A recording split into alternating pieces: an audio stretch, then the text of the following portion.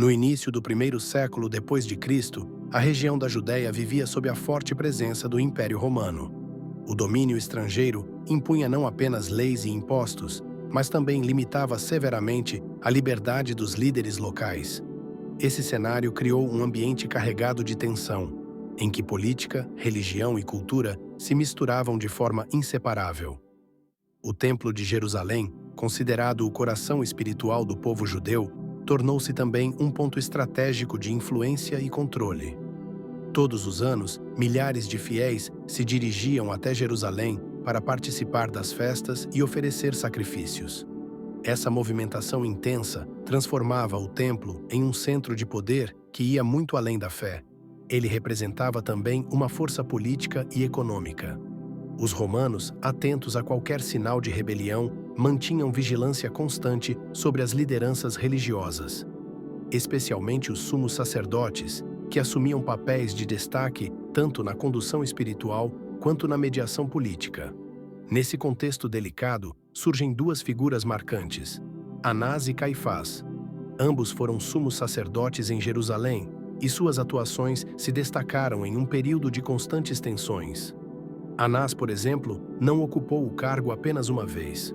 Sua influência era tamanha que conseguiu manter sua autoridade mesmo após deixar formalmente a posição. Através de alianças e nomeações familiares, ele estabeleceu uma linhagem sacerdotal poderosa, garantindo que seus descendentes e parentes próximos assumissem o controle do templo por décadas. Enquanto isso, Caifás, seu genro, assumiu oficialmente o cargo durante os anos cruciais do ministério de Jesus. A aliança entre os dois fortalecia o domínio da família sobre os rituais, decisões e relações com o governo romano. Eles não apenas guiavam o povo em questões espirituais, mas também eram peças-chave no delicado jogo político entre os judeus e o império. A liderança religiosa do Templo de Jerusalém não se limitava a preces e cerimônias. Anás, sumo sacerdote, carregava uma influência que se estendia bem além do altar. Mesmo após deixar oficialmente o cargo, ele supervisionava rituais, fiscalizava sacrifícios e assegurava que a lei religiosa fosse rigorosamente seguida. Mas seu papel não parava aí. Ele também comandava as finanças do templo, controlava trocas de moedas e lidava com arrecadações. Um sistema que, com o tempo, ganhou fama de duvidoso. A imagem de Anás ficou marcada por acusações de corrupção e por sua proximidade com práticas nada transparentes. Caiás, seu genro, ampliou ainda mais o alcance dessa dinastia. Casado com uma das filhas de Anás, ele assumiu o sumo sacerdócio por volta do ano 18 d.C., consolidando uma aliança poderosa entre duas famílias influentes da Judéia. Essa união não era apenas familiar, ela simbolizava uma continuidade de domínio religioso e político. A força dessa linhagem se revela no fato de que, além de Anás e de seu genro, 5 de seus filhos também exerceram o mesmo cargo ao longo dos anos. Uma verdadeira sucessão de poder sustentada dentro de um mesmo núcleo familiar. Caiás destacou-se por sua habilidade em lidar com os jogos políticos de seu tempo. Ambicioso e calculista, soube aproveitar as oportunidades para manter-se no centro das decisões. Tanto ele quanto Anás faziam parte de um grupo religioso com crenças bem definidas. Não aceitavam a ideia de ressurreição, nem criam em julgamento final. Essa posição doutrinária os distanciava de outras correntes judaicas, moldando sua visão sobre fé, lei e poder.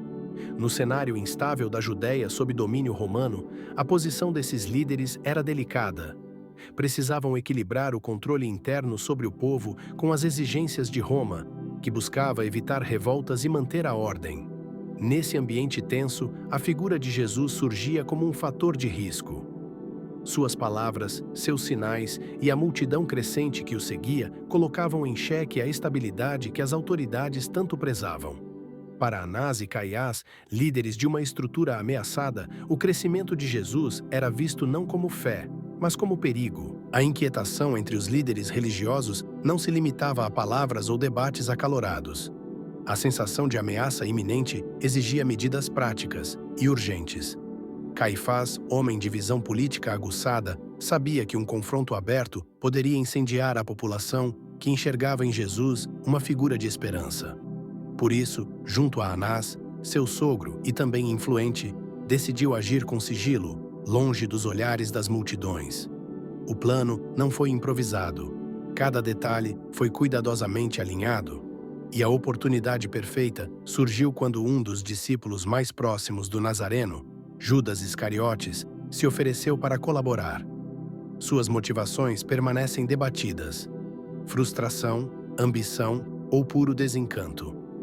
Mas para os sacerdotes pouco importava.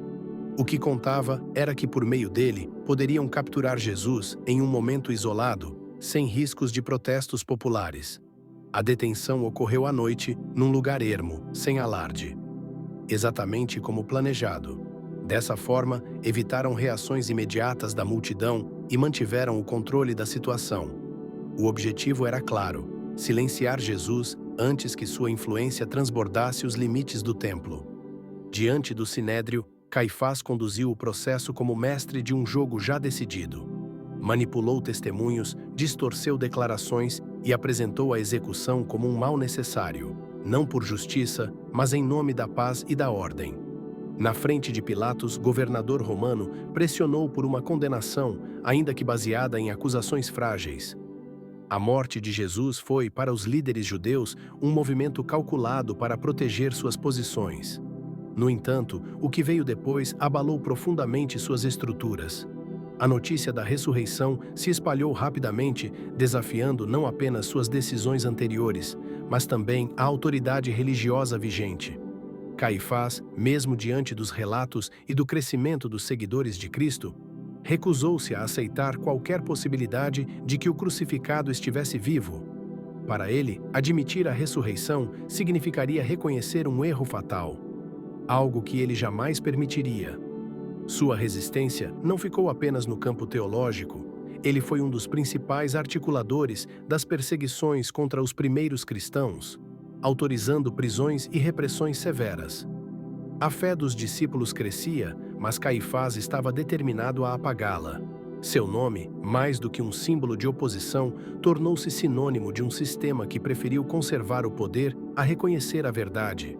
Mesmo após a morte de Jesus, a figura de Anás permaneceu como um símbolo da resistência da liderança religiosa judaica diante da crescente influência do cristianismo. Ele ainda exercia um papel importante no Templo de Jerusalém, mesmo que oficialmente já não ocupasse o cargo de sumo sacerdote. Seu nome continuava associado ao controle do sistema religioso, principalmente por meio de seus filhos e parentes, que também alcançaram posições de destaque no sacerdócio. O que chamava a atenção era sua habilidade em manter influência nos bastidores, interferindo nas decisões e conduzindo os rumos do templo com mãos firmes. Mas sua imagem também carregava uma mancha.